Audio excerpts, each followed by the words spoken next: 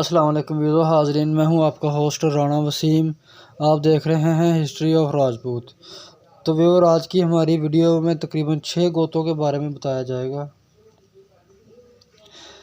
تو یہ چھوٹی چھوٹی گوتوں کے بارے میں انفارمیشن دینے کا مطلب ہوتا ہے کہ اس چھوٹی چھوٹی ذیلی شاخوں یا گوتوں سے ریلیٹڈ جو لوگ ہیں ان کو معلومات مل سکے ان کی۔ گلیریا خاندان کے راجہ ہمین چند، جس نے قلعہ سیبا آباد کیا، کی 7ویں پشت میں راجہ مانک چند ہوا، جس کے 3 بیٹے تھے۔ تیسرے بیٹے لکھو چند کو علاقہ ڈاڈ جاگیر میں ملا، جس کے نام پر بعد میں اس کی اولاد ڈوڈھوال یا ڈوڈوال راجپوت کہلوائی۔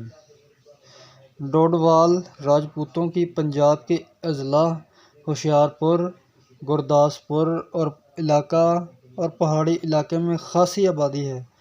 وہ ایک نہایت قدیم اور معزز ہندو راجپوت خاندان اور گوت کے نونہال ہیں۔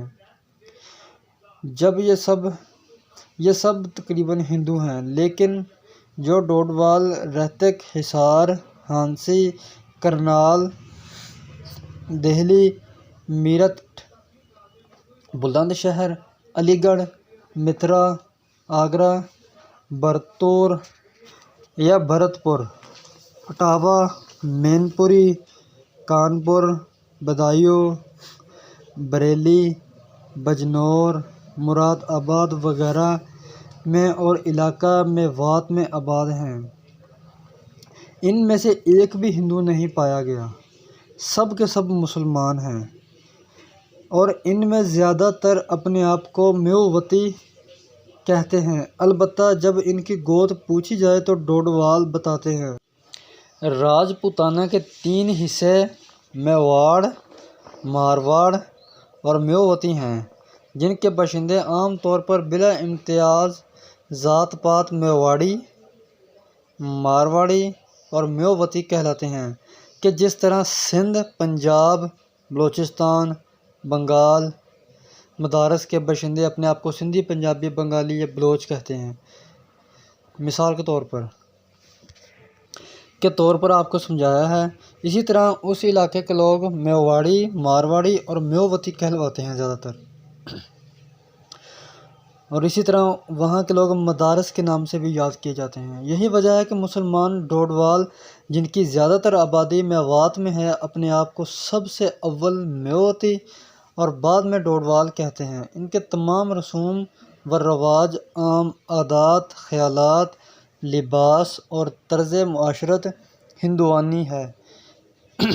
وہ تو پاکستان میں بھی تقریباً آدھی ہندوانی رسمیں اب تک چل رہی ہیں، مسلمانوں میں، پاکستان میں بھی، لیکن اب اپنی عدم واقفیت اور جہالت کے باعث ان میں زیادہ تر اپنے آپ کو راجپوت ہی نہیں کہتے، حالانکہ ان کی شادی بیاہ سسوڈیا، چوہان، سنگھل، سنگھار، ڈھولوت، سولنگی، تومر وغیرہ گوتروں کے مسلمان راجپوتوں سے ہوتی ہیں۔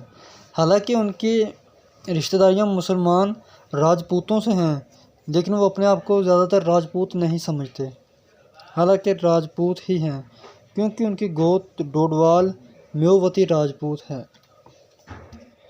تو ان کے بعد اگلی گوت کی طرف چلتے ہیں۔ ڈوہری رت، یہ اپنے آپ کو سورج بنسی ظاہر کرتے ہیں، اور ان کا بیان ہے کہ ان کے مورث اعلیٰ کا نام ڈوہری تھا، اور وہ رت کا زیادہ استعمال کرنے کی وجہ سے رت والا مشہور ہو گیا۔ اس کی اولاد رت والے یا ڈوہری کہلوائی، بعد میں ڈوہری یا رت ہی رہ گیا۔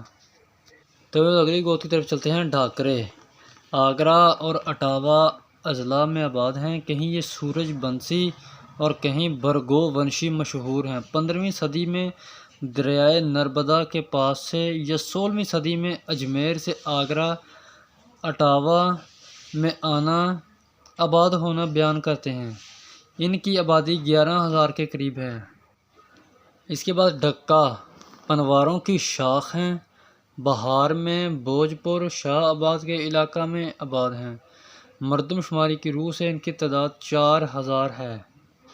ان کے بعد ایک اور گوت ہے ڈھونڈی، پنواروں کی شاخ ہے۔ ستلج اور چناب کے کنارے کنارے اپنے راتھور رشتہ داروں کے ساتھ منتشر طور پر پائے جاتے ہیں۔ یعنی کہ یہ راتھوروں کی شاخ ہیں، یعنی اگنی کل سے، اگنی کل بھی کہہ سکتے ہیں انہیں، کیونکہ راتھور بھی اگنی کل راجپوت ہیں۔ ان کی اصل جگہ ملتان کی تحصیل میلسی ہے، جہاں 14ویں صدی کے اول نصف میں پائے جاتے ہیں۔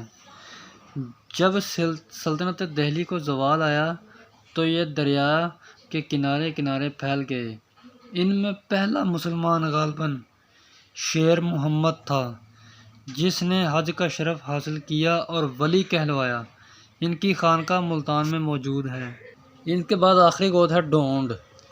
اپنے آپ کو عباسی بتلاتے ہیں اور کہتے ہیں کہ ہم پیغمبر خدا صلی اللہ علیہ وسلم کے چچا عباس کی اولاد ہیں۔ معتف تاریخ کشمیر و تذکرہ اقوام پونچھ نے انہیں عباسی لکھا ہے۔ چودھری علی محمد صاحب انہیں راجپوت شمار کرتے ہیں اور کہتے ہیں کہ ڈھونڈ ستی بیب ہندو الاصل ہیں اور پنوار راجپوت ہیں۔ چنانچہ لکھتے ہیں کہ ٹاڈ صاحب نے جن پنوار قبیلوں کو معدوم خیال کیا ہے، ان میں ڈھونڈ، سروبی، بھیبا، جبرا اور ڈھونٹا جانتا ہوں۔ تو یہ تھی ہماری آج کی ویڈیو۔ اگلی ویڈیو تک اجازت دیں۔ السلام علیکم ورحمۃ اللہ۔